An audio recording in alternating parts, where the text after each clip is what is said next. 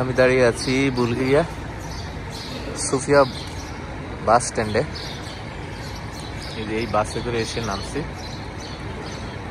Flicks বাস। মোটামুটি 16 ঘন্টার journey ছিল।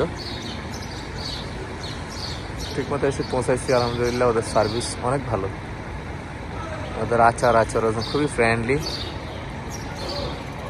কোনো বাস সার্ভিসে এরকম আচার ব্যবহার বা এরকম ফ্রেন্ডলি আচরণ, এটা অবিশ্বাস্য।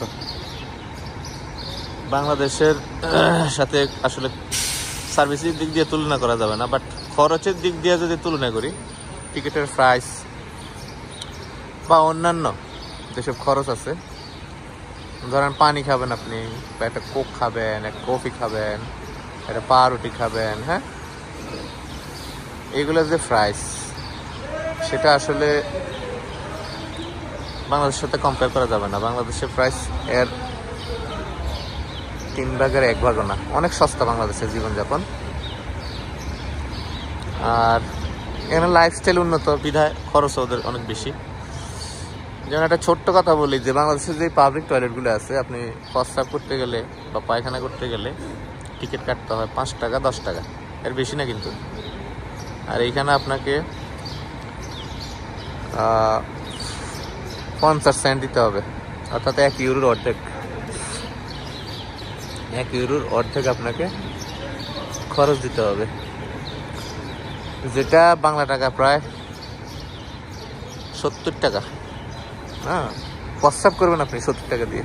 তাও মেশিন আছে, ওইখানে কয়েন ফেলবেন, দরজা খুলবে, আপনি ঢুকবেন। এছাড়া আপনার ঢুকার কোনো কায়দা নেই। ঠিক আছে, পেট ফেটে মারা যাবেন, কিন্তু ঢুকার কায়দা নেই। আবার কিছু কিছু হোটেল আছে, মটেল আছে, রেস্টুরেন্ট আছে, এগুলোতে ফ্রি। কিন্তু যেখানে সেখানে প্রস্রাব করা, এগুলোর কোনো ব্যবস্থাই নাই। সার্বিয়া তো তাই দেখে আসছি, বুলগেরিয়া তো তাই দেখলাম আসার পথে আর কি। বাকি সিটি ট্যুর এবং যে উদ্দেশ্যে আসা, সেগুলো নিয়ে কাজ আগানো ইনশাল্লাহ আপনাদের দোয়া সহযোগিতায়।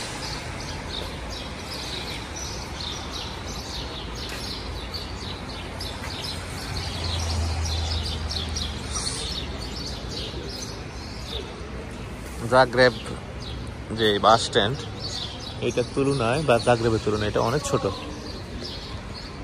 এবং জাগ্রেবের তুলনায় অনেক ছোট, এবং সার্বিয়ার তুলনায় বলা চলে অর্ধেক। সার্বিয়ারটা অনেক বড়।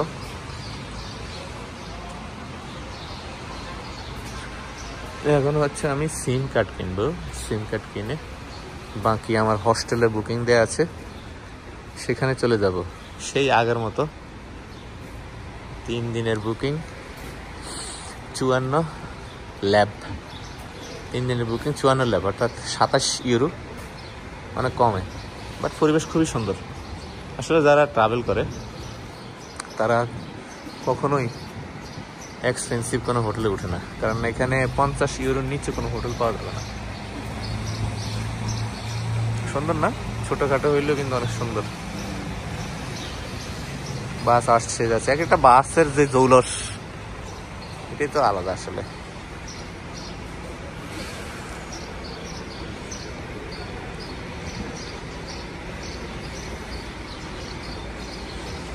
যাই হোক, পাশেই ট্যাক্সি স্ট্যান্ড, এবং এই যে পাশেই বাস স্ট্যান্ডের পাশে হচ্ছে রাস্তা এবং ট্যাক্সি। তেমন কিছু নেই খুব বেশি, তবে পরিষ্কার পরিচ্ছন্ন।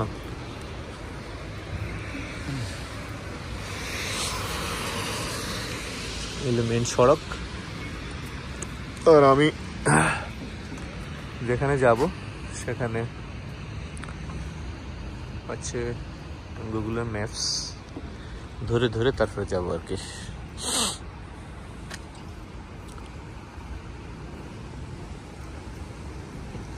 রাস্তাগুলো তো কি বলবো আসলে, যদি বলি ক্রোয়েশিয়ার সাথে কম্পেয়ার করলে ক্রোয়েশিয়ার সাথে ফ্রেশ।